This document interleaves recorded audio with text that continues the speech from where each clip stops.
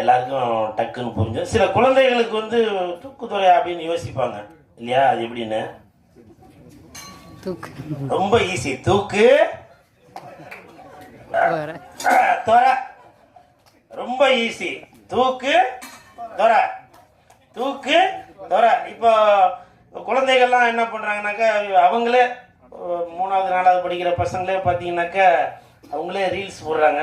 So அவங்களுக்குலாம் வந்து இந்த படம் வந்து ஈஸியாக மனசில் போய் சேர்ந்துடும்.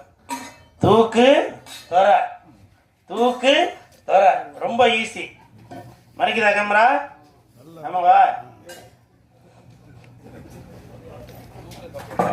இல்லை இல்லை பரவாயில்ல. இந்த தூக்குதுறை. நன்றி நன்றி ரதி சார், மிக்க நன்றி எடுத்து கொடுத்ததுக்கு.